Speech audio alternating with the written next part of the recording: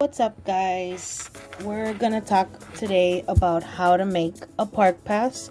I'm sure a lot of you have recently found out all the new measures Disney's taking, and one of them is making park passes to enter the park. Now, before we begin, it's important to note that unless you're staying in a resort, you only get 3, so it's 3 at one time. Choose wisely. At the moment, the most popular park right now is Hollywood Studios. For those of you who are having a bit of an issue coming back out or afraid of going into the park and being too close to people, that is seeming to be the most popular option at the time. It is also the most sold out reservation at the time. Today I'm going to show you how to check for that. I'm going to give you some tips and things that I do. We're going to look at where to check for availability, and hopefully by the end of this video you'll have gained some knowledge on how to do this. So let's begin.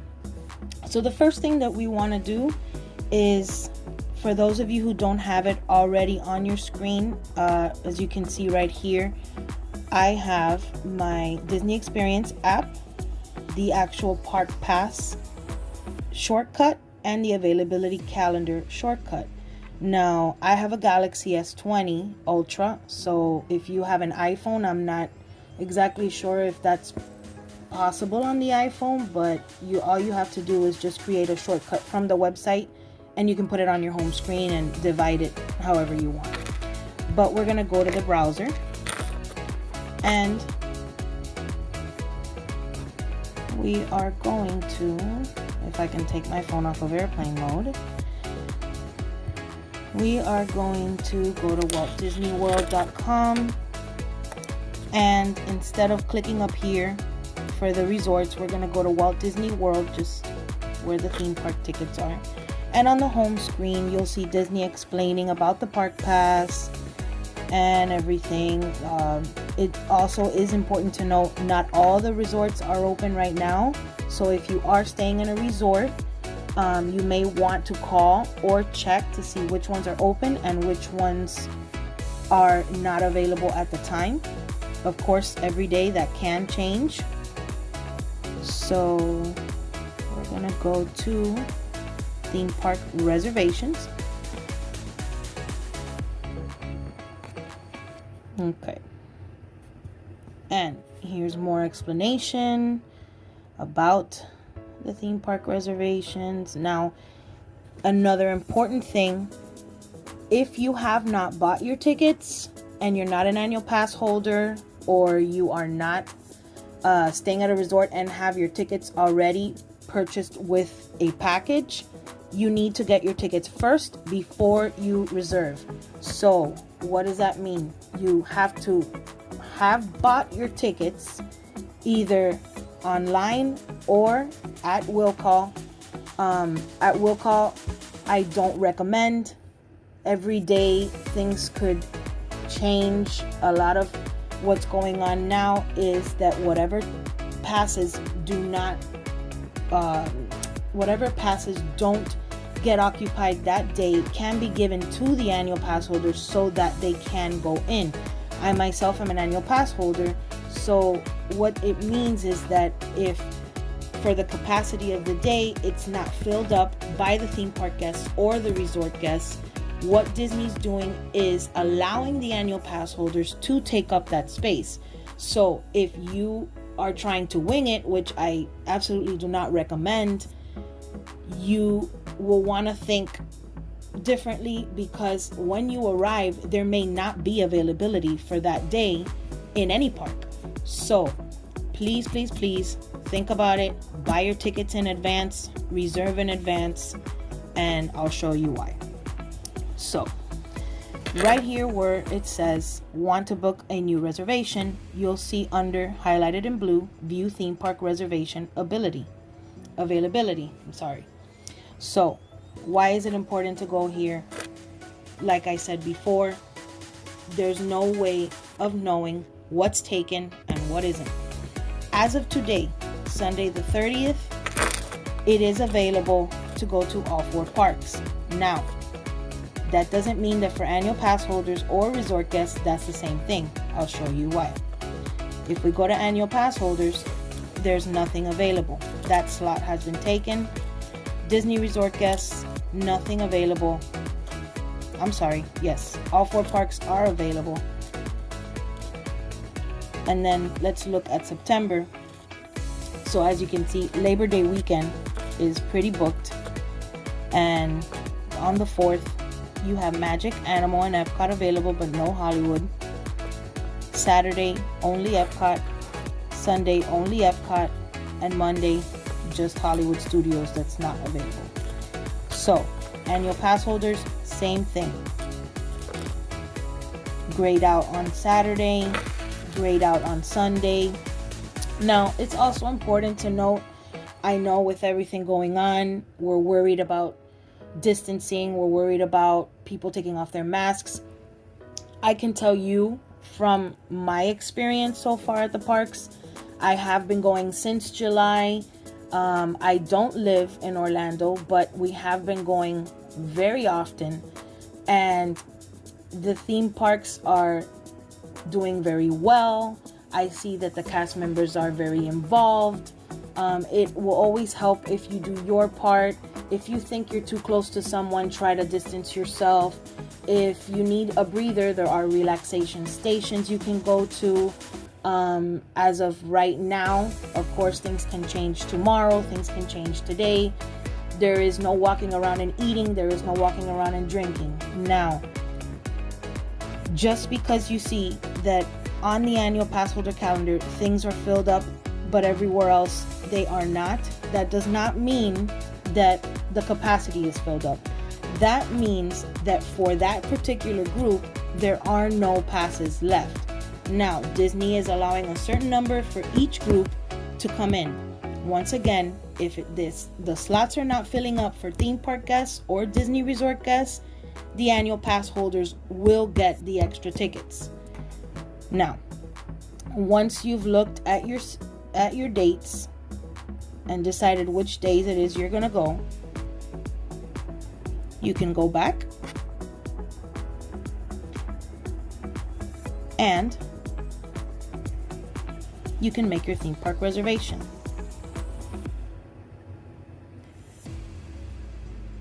Okay. So, when you go in to make your theme park reservation, the first thing that you'll see is your friends and family list. So, we're just gonna select just anyone, press continue, and here's the calendar. So you pick your dates, and right now for me, it won't allow me to get any because I already have 3. So all 4 parks will come up. That doesn't mean they're all available, but once you click on one, it will tell you yes or no. Now, of course, we've already checked our calendar. We've already seen the availability for that day. So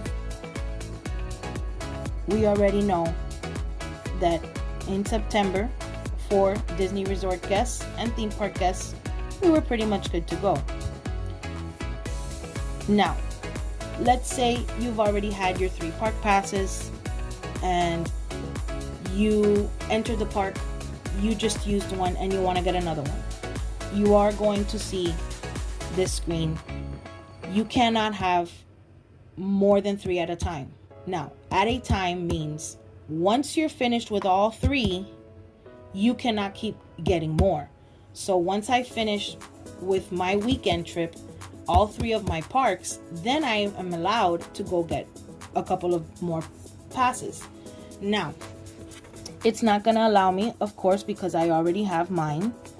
But in the case that it was going to allow me, you're going to see a screen.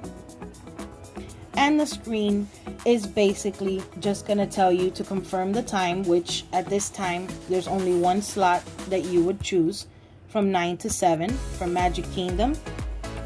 And for Magic Kingdom, which is the example right now.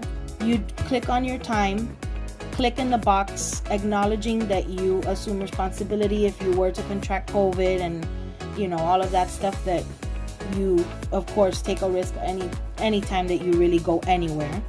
And then you get your park pass. Now, for me, I know that there's a confirmation that they give you, but me personally, I will go to the Disney World Experience app, and on your app you will see something that says My Plans. So I go there, and here they are. So we have Friday, Saturday, and Sunday. Now, you always want to make sure that you have it backed up and somewhere else. Things can happen from time to time. There can be issues. Maybe there's a glitch in the system. Now, it's important to be patient with the cast members, guys. They're trying to do everything they can to help out. I understand that at this time we want to minimize contact with anyone that's not our family. But if anything were to happen, the cast members can absolutely help you, but it will help them if you have everything ready to go when you're there. Now, a lot of times what I will do is I will go to My Plans and I will screenshot all of this just in case, because anything can happen. And then I can just show the cast member if anything were to happen. Now, let's talk about if you're staying in a resort. Now, if you're staying in a Disney resort, as we recently stayed in the cabins at Fort Wilderness, I already had 3 park passes. Now, when I booked the resort, because I'm an annual pass holder, I had already had my 3 passes. For the length of your stay, Disney will give you an additional few passes. Now, what does that mean? If I'm staying 5 days, I get 5 passes, so on and so forth. So those passes are added to whatever passes you already had, if you had any. So what does that mean? That means I had 3 park passes for that weekend. So then I got 3 extra park passes because we booked at the last minute, and I was able to get for September as well. Now, that is only in the case where you are staying in a Disney resort. Once again, if you're staying in a Disney resort, you get passes for the length of your stay. Now, we're going to get out of here, and I'm just going to show you really quickly.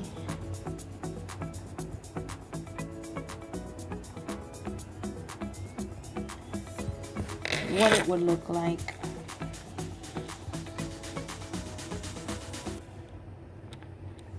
Okay. So, when you go in and you select your time, this is what you will see. From 9 to 7. Now, your party will show up on the bottom, and you must check the box that says I have read and agree to the terms and conditions, including the COVID-19 liability waiver. Review and confirm, and you're good to go. So, that's basically it on how to get the park pass. Now, there will be a video soon on park times.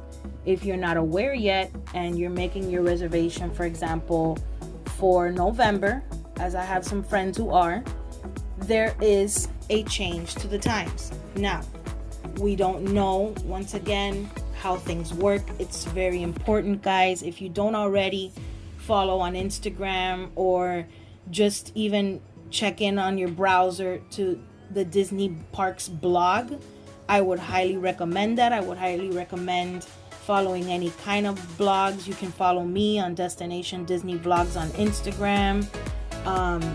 There are changes coming to the parks now that school's back in session. Disney is starting to change the times.